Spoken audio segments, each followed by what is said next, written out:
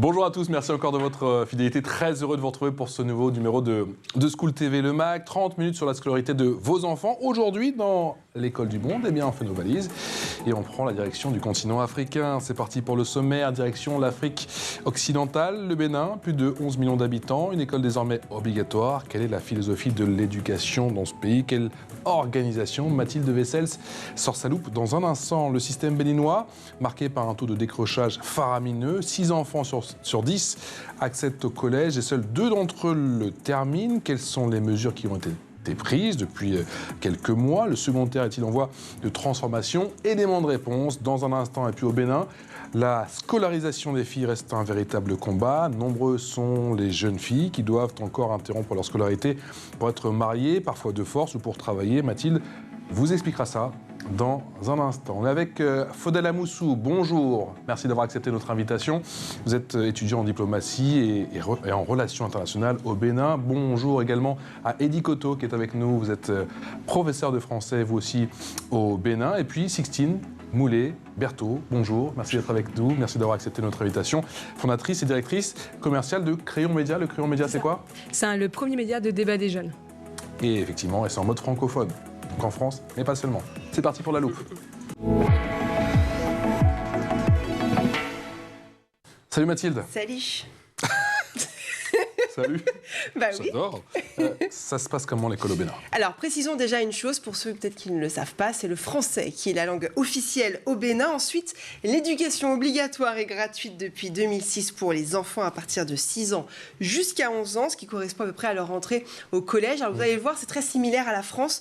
Le cours initial au Bénin correspond à l'école maternelle en France. Ensuite, l'école primaire débute donc à l'âge de 6 ans, avec à la fin l'obtention du certificat d'études primaires. Ensuite, il y a le collège qui dure comme en France 4 ans avec le brevet d'études du premier cycle et puis enfin le lycée qui dure 3 ans avec donc le baccalauréat à la fin. Vous disiez que l'école était gratuite justement pour tous les enfants depuis 2006. Ça a impacté ou pas le taux de scolarisation? Alors effectivement, ce sont les frais d'inscription qui sont gratuits pour tous les enfants de primaire. Par exemple, en 2010, la gratuité a été étendue pour les filles qui rentrent en classe de 6e et en 2013 seulement pour les filles qui allaient jusqu'en 3e. Mais attention, si la gratuité encourage les familles à scolariser leurs enfants, notamment leurs filles, puisque 94% des Béninois affirment que les filles et garçons ont aujourd'hui les mêmes chances d'aller à l'école. Donc c'est une vraie réussite. En revanche, 83% pensent qu'il est préférable d'élever le niveau scolaire, même s'il faut payer plutôt que d'accepter une école gratuite. Car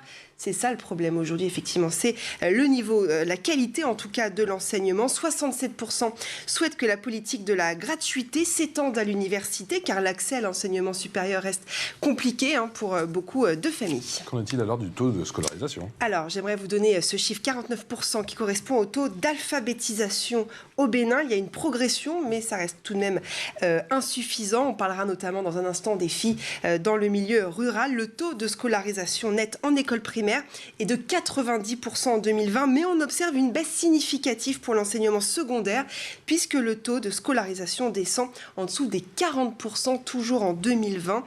Mais c'est vrai, la ruralité est un facteur aggravant pour les enfants, puisque l'école reste inaccessible pour 1 600 000 enfants. C'est énorme. Les raisons, notamment, sont l'éloignement géographique, les frais que l'école engendre, et puis le genre de l'enfant, s'il est une fille. Effectivement, c'est plus compliqué, sans oublier, effectivement, le travail forcé des enfants, puisque les revenus qu'ils génèrent, en général, sont bien plus importants que l'école, aux yeux des familles. Au milieu rural, ça représente tout de même 664 000 enfants âgés entre 14 et 17 ans. Et le taux de décrochage est important au Bénin, puisque 6 enfants sur 10, vous l'avez dit, effectivement, accèdent au collège et 2 d'entre eux le terminent. Les infrastructures, ils sont pour quelque chose? Effectivement, le manque d'infrastructures et d'enseignants qualifiés sont responsables de ces chiffres concernant le décrochage. Il y a aussi le nombre très élevé d'enfants qui sont en âge d'aller à l'école. Rendez-vous compte, les moins de 14 ans représentent 40% de la population au Bénin, soit 5 millions d'individus. Alors effectivement, l'école a un peu du mal à absorber ce chiffre faramineux. Vous parliez également du problème de la formation des enseignants? Oui, c'est d'ailleurs le problème majeur au Bénin. La durée ainsi que la qualité de l'enseignement est considérablement diminuée, puisque la formation dure seulement 3 mois. C'est évidemment insuffisant et surtout il manque de connaissances aussi psychologiques des élèves. Tous demandent une formation complémentaire, mais c'est difficile en tout cas d'accéder à cette demande. Pour terminer, j'aimerais tout de même finir sur une note positive quand même, pour souligner les efforts fournis par le pays pendant le Covid, car si beaucoup de pays alentours et puis dans le monde ont fermé leurs écoles pendant à peu près 6 mois, voire même plus, eh bien le Bénin, lui, a tenu bon. Il a fermé ses écoles durant seulement 10 semaines, limitant eh bien, l'impact du Covid sur les élèves. Allez, on creuse tout ça dans l'expression orale. C'est parti.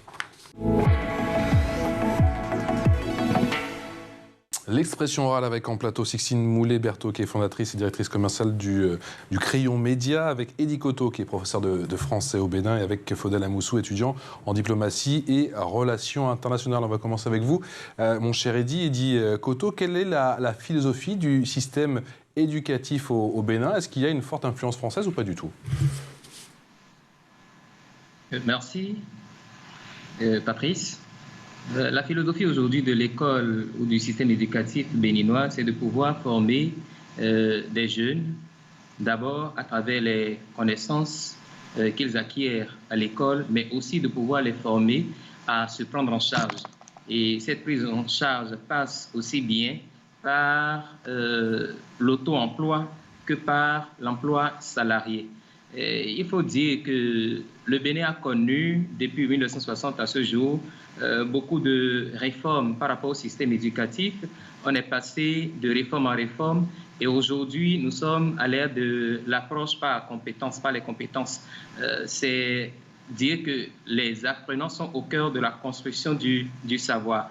Mais toujours est-il que dans notre réalité béninoise, dans notre contexte, cette philosophie ou cette approche ne répond pas forcément aux exigences, aux réalités de notre pays, si bien que de plus en plus de voix s'élèvent pour proposer, pour suggérer que nous revenions par exemple à un ancien système, c'est-à-dire ce qu'on appelait l'école nouvelle, où il était possible pour les enfants béninois, quand ils sont en classe ou en situation de classe, quand ils évoluent à l'école, d'apprendre en même temps des métiers et donc en fin de compte, dès qu'ils ont fini leur scolarité, ils sont capables de s'auto-employer parce qu'en ce moment, il était possible, par exemple, de lier ou d'associer aux matières classiques des métiers tels que la cuisine, la restauration, l'hôtellerie, la menuiserie, la mécanique, si bien que lorsque vous avez votre baccalauréat, vous avez en même temps des compétences par rapport aux différents métiers qu'on pourrait exercer pour se prendre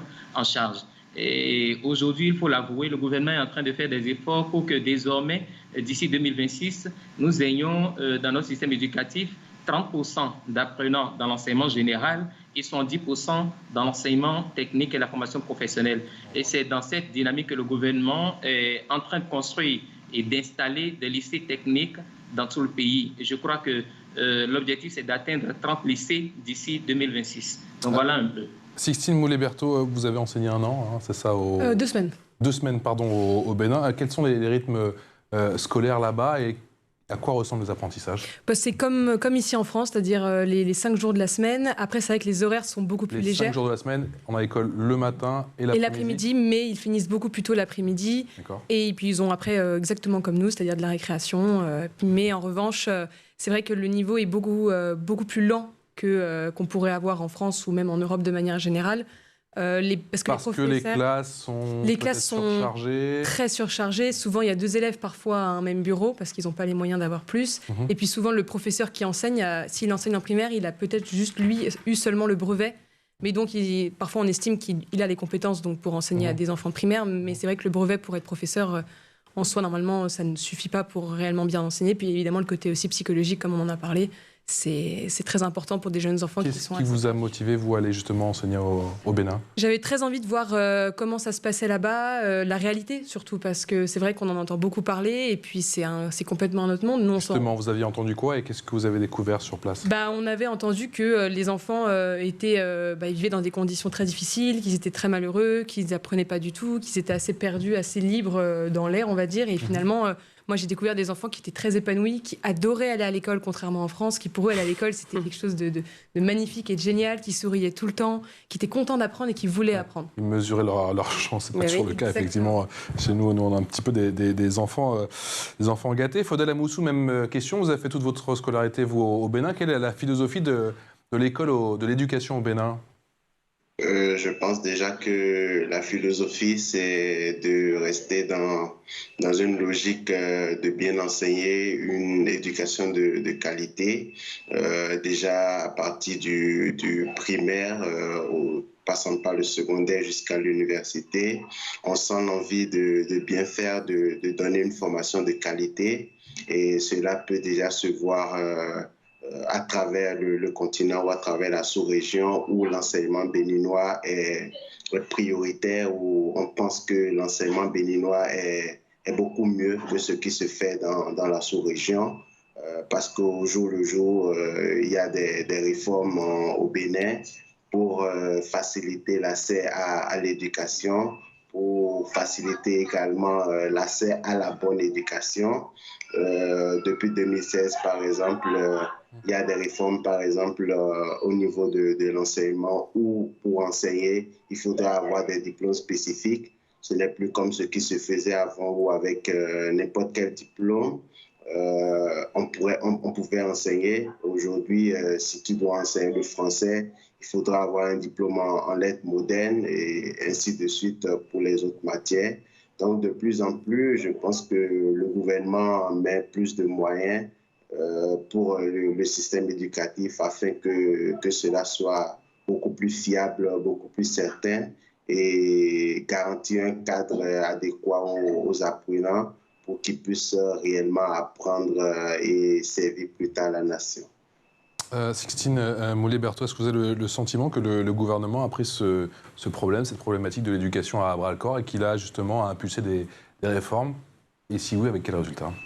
Je pense qu'ils essayent de faire leur maximum. Après, c'est vrai qu'économiquement, ça demande énormément d'investissements qu'ils n'ont peut-être pas forcément. Ouais. Et après, c'est vrai qu'il y a énormément d'enfants, comme vous l'avez dit. 5 millions. Voilà, 5 millions. Et donc forcément, avec, il faudrait un budget énorme pour faire ça. Et donc je pense vraiment qu'ils essayent. Après, c'est très compliqué aussi de réussir même à convaincre les familles qui ne veulent pas forcément que leurs enfants aillent à l'école, mais qui préfèrent que les enfants travaillent ou restent à la maison s'occuper de leurs petits frères ou de leurs petites sœurs. Aussi bien pour les garçons que pour les filles, ou surtout pour les garçons? Honnêtement, moi, j'aurais du mal à donner moi-même. Enfin, je dirais peut-être plus les filles, c'est plus compliqué pour elles d'aller à l'école. Ouais. Parce qu'elles ont un peu le rôle que leur mère va leur transmettre de mère au foyer, donc qui doivent rester à la maison. Mais certains garçons aussi.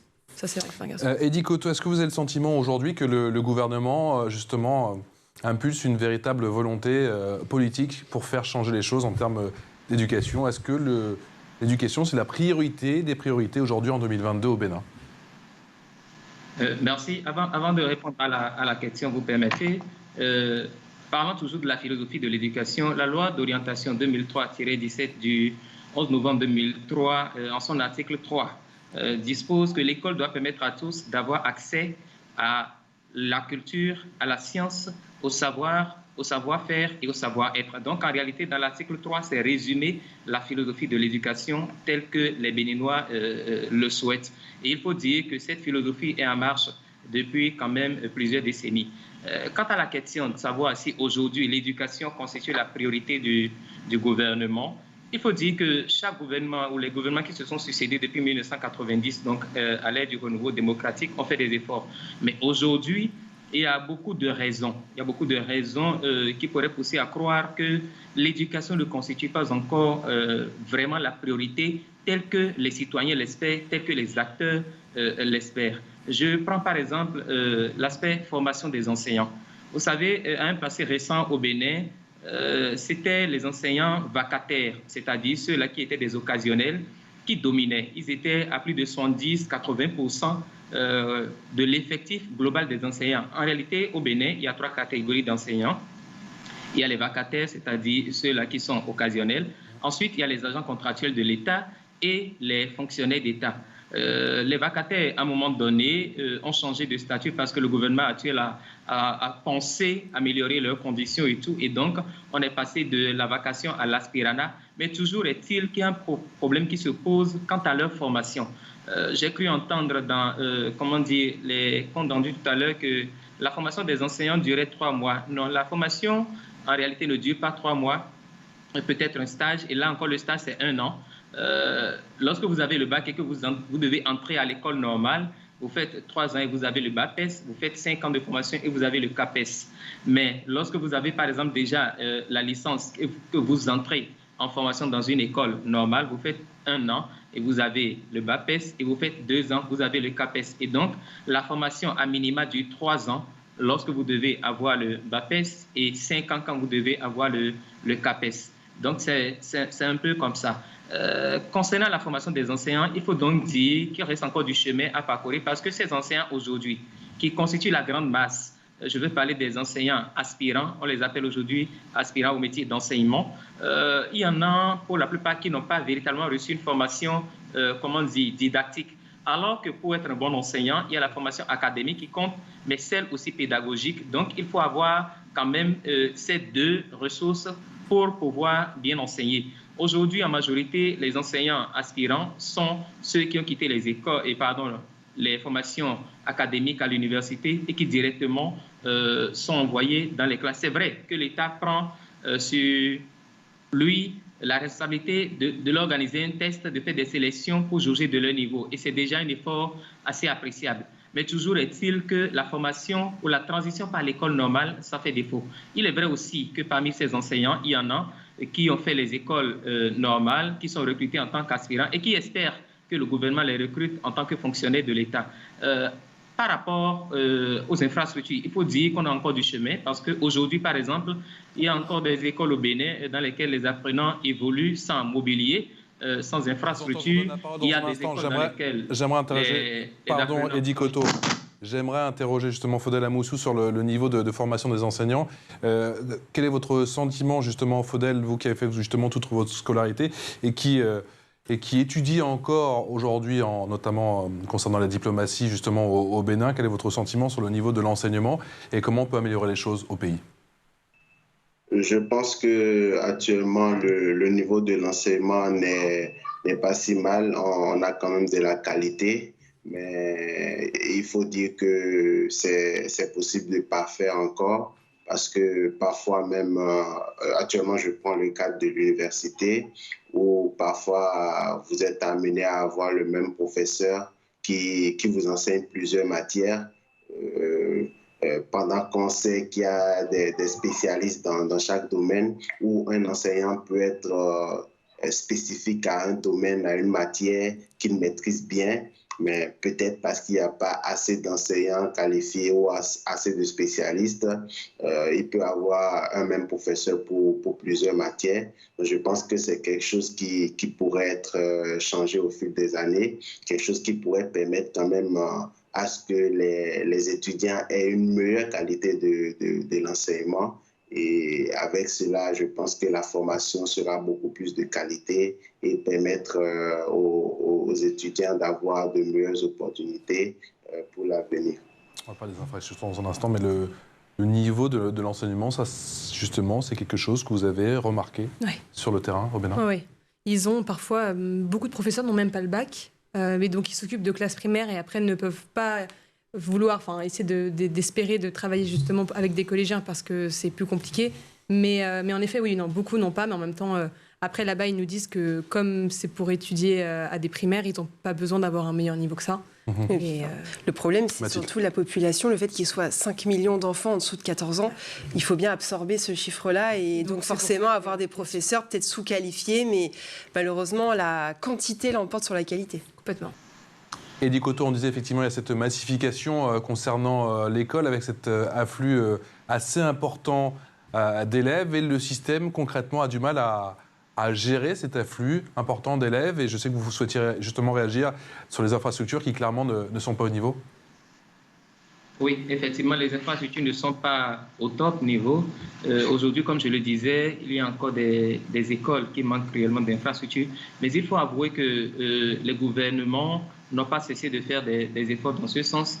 Aujourd'hui, il faut dire par exemple qu'il y a un projet SENS qui permet à l'État béninois de construire des écoles, de doter les écoles d'infrastructures. Par ailleurs, je voudrais rappeler ou je voudrais préciser, aujourd'hui, pour enseigner, même dans les écoles primaires, il y a une nouvelle décision qui est sortie, il faut avoir le niveau bac. Et donc, ceux ou les enseignants qui n'avaient pas le bac et qui enseignaient, aujourd'hui, ce temps est révolu, il faut forcément avoir le niveau bac, même pour enseigner dans les écoles primaires. Parlant des infrastructures, vous savez, au-delà même des infrastructures classiques, c'est-à-dire les salles de classe, ce qui manque aussi dans les écoles du Bénin, il s'agit par exemple des bibliothèques, il s'agit aussi des laboratoires, parce que au secondaire, par exemple, lorsque vous atteignez la classe de seconde, première, terminale et que les expériences commencent en biologie ou en chimie, vous avez forcément besoin de laboratoires pour aller au concret, passer de la théorie donc à la pratique. Voilà autant d'infrastructures qui ne sont pas au rendez-vous. Et je pense que, comme je l'ai dit, grâce au projet, encore le gouvernement est en train de faire des efforts, mais toujours est-il qu'avec la grande masse des enfants béninois qui demandent à aller à l'école, le problème reste toujours posé, si bien que parfois, par exemple, des enfants sont obligés de parcourir beaucoup de kilomètres avant d'accéder à une école parce que c'est peut-être la seule de la zone. Au-delà des infrastructures, il y a, les curricula de formation même qui aujourd'hui posent problème. On se rend compte de plus en plus que cela ne répond pas forcément aux réalités du Bénin, si bien que le Conseil national de l'éducation installé il y a 2 ans par l'actuel gouvernement est en train de travailler de façon à ce que ces curricula soient revus, de sorte que d'ici les 5 prochaines années, nous puissions être sûrs que nous sommes sur la bonne voie. Et le plan sectoriel de l'éducation post-2015, c'est en fait de 2018 à 2030 qu'il court. Et ce plan a prévu un certain nombre de mécanismes que l'État est en train de mettre en place pour que d'ici à cette échéance-là, nous puissions quand même être satisfaits de ce que sera le système éducatif béninois. Justement, on en parle en info en plus avec Mathilde.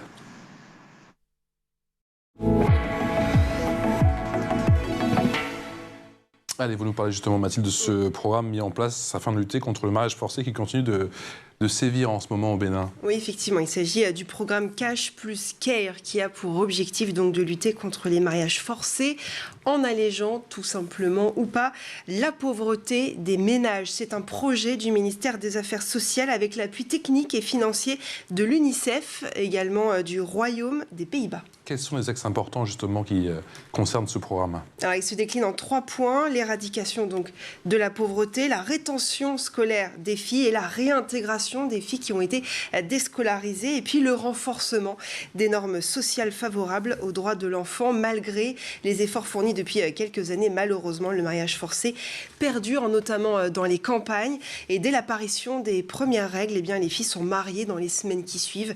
Selon une enquête de 2014, une fille sur 10 s'est mariée avant l'âge de 15 ans et 4 filles sur 10 avant l'âge de 18 ans. Dans les zones rurales, effectivement, les chiffres explosent. Sixtine Moulet-Berthaud, la scolarisation des filles au Bénin, ça reste un combat. Oui, un vrai combat. Puis ce qui est très très touchant, c'est que beaucoup d'entre elles nous disaient qu'elles s'étaient fait agresser sexuellement aussi, parfois par leur père, ou même leurs frères. Et donc pour elles, de pouvoir venir à l'école, c'était comme une sorte d'endroit où elles se sentaient en sécurité. Et elles en parlaient assez facilement, parce qu'à un moment, on a voulu donner un sorte de cours d'éducation sexuelle, juste dans les grandes lignes pour en parler. Et la plupart des jeunes filles de 11-12 ans savaient très très bien de quoi on parlait, et pas dans le bon sens du terme, et on était assez étonnés.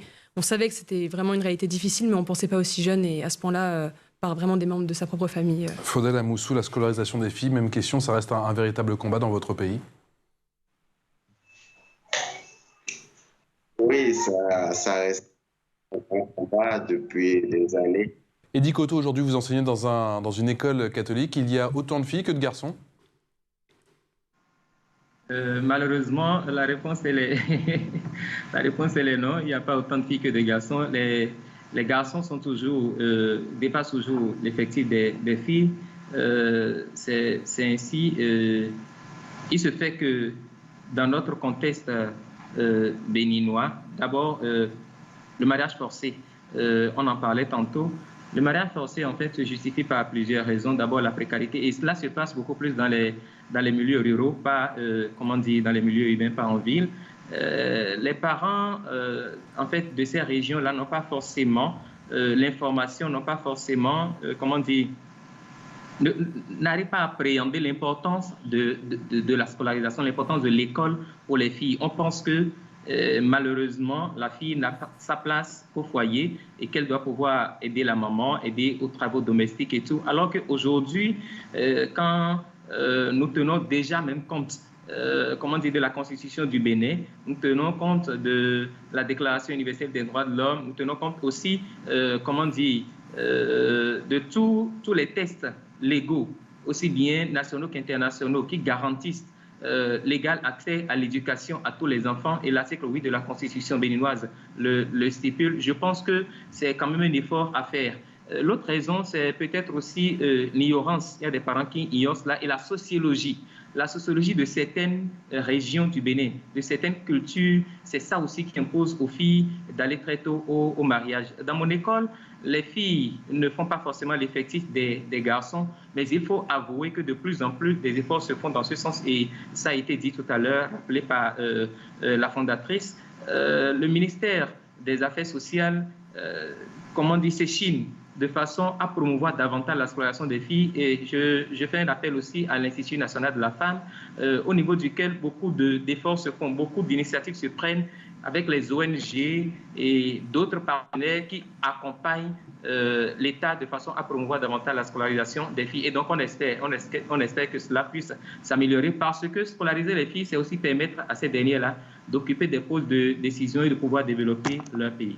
Et bien évidemment de développer encore une fois le Bénin. Mathilde. Oui, effectivement, non, c'était sur les actions menées effectivement par le Bénin, quelles étaient-elles, et est-ce qu'aujourd'hui le gouvernement se plie en quatre, si j'ose dire, pour pouvoir amener les filles plus à l'école? Je pense que oui. Déjà, la gratuité, elle est reconnue pour les filles jusqu'au collège. Jusqu'au collège, les filles vont à l'école gratuitement sans rien payer, au moment où les garçons continuent toujours de payer. Donc, c'est déjà des efforts. Et ces efforts ont commencé, je crois, ça fait plus de 10 ans quand même, que désormais, les filles peuvent accéder au collège sans payer les frais de scolarité. Il est vrai qu'il faut davantage actionner les leviers pour qu'au-delà de cette décision, on puisse, pourquoi pas, même au niveau de l'enseignement supérieur, continuer d'encourager, parce qu'il faut l'avouer, il y a des parents aussi qui hésitent à envoyer leurs enfants filles à l'école parce qu'ils se disent voilà, on n'a pas beaucoup de moyens, il faut supporter ou soutenir les garçons, il faut ensuite soutenir les filles, et pourquoi pas ne pas se limiter simplement aux garçons pour continuer la lutte. Et donc, voilà une raison qui justifie le faible taux de scolarisation des filles. Faudel Amoussou, est-ce que les jeunes béninois pensent aux études supérieures aujourd'hui, en 2022 au Bénin, et est-ce que le Bénin arrive aujourd'hui à garder ses meilleurs éléments? Vous en êtes peut-être un exemple, justement. Là, je dirais de moins en moins, parce que après le bac, beaucoup plus veulent se tourner vers d'autres domaines. Le domaine le plus en vogue actuellement, c'est les formations, l'entrepreneuriat, parce que nous sommes arrivés à un niveau ou à un moment où on se dit que les études supérieures ne garantissent plus forcément un métier, ne garantissent plus forcément un avenir pour les jeunes béninois. Donc, de plus en plus, les jeunes, après le bac, hésitent à continuer avec les études supérieures. Et même s'ils acceptaient, juste après la licence professionnelle, on est obligé de décrocher, parce que le coût également de l'enseignement supérieur au Bénin est assez élevé. Donc, beaucoup sont de plus en plus dubitatifs et ne voudraient plus continuer forcément après le baccalauréat. Cécile Moulet-Berthaud, ce qui est terrible, c'est que j'ai l'impression que les seuls éléments, bons éléments, vraiment, l'élite, si je puis dire, qui est formée, ne va pas rester forcément au pays.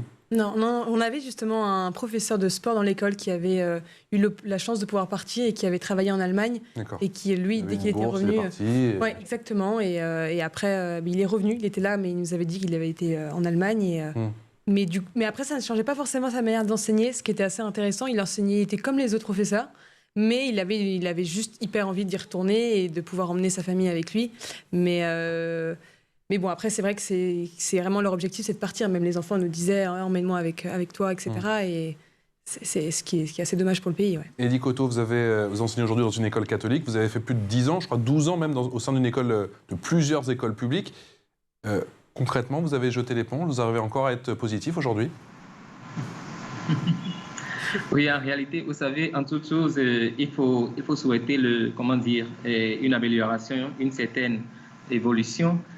J'avoue qu'à un moment donné, les écoles publiques n'était plus, et peut-être que ça continue pour beaucoup de jeunes enseignants, les écoles publiques n'encourageaient plus.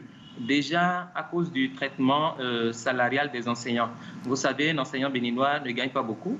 Ça ne permet pas parfois à certains de se prendre en charge ni de prendre en charge leur famille. Et donc, comme Faudel l'a dit, par exemple, les jeunes aujourd'hui, vous savez, quand vous avez le bac et que vous avez fait 3 ans à l'université, vous sentez le besoin d'aller dans le domaine professionnel, vous sentez le besoin de travailler. Et les parents sont même ou attendent déjà à partir de la licence que vous puissiez commencer par vous prendre en charge d'une façon ou d'une autre.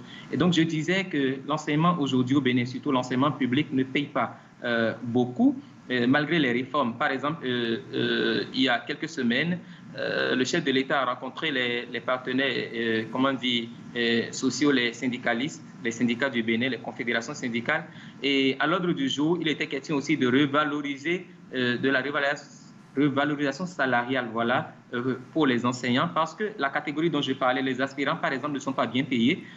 Actuellement, ils sont payés 9 mois sur 12, et leur doléance à l'endroit du gouvernement, c'est qu'ils puissent être payés 12 mois sur 12, parce que quand vous êtes payé 9 mois sur 12, c'est que les 3 mois restants, vous n'avez pas de salaire et personne ne sait comment vous arrivez à vous en sortir. Donc, c'est déjà une difficulté. Et c'est compte tenu de ces situations que moi, j'ai dû, me consacrer seulement à l'enseignement privé pour vaquer, bien évidemment, à d'autres occupations, parce que on se dit, on peut quand même initier des projets en auto-emploi, on peut s'auto-gérer, on peut s'auto-employer, voilà, créer d'autres activités génératrices de revenus pour ne pas, ou pour avoir plusieurs cordes à son arc. Et voilà ce qui m'a apporté à finalement laisser tomber l'enseignement public et à me consacrer à l'enseignement privé, mais dans le même temps, amener d'autres activités qui me permettent de me prendre en charge. Donc voilà un peu. Et c'est valable pour tous les jeunes béninois.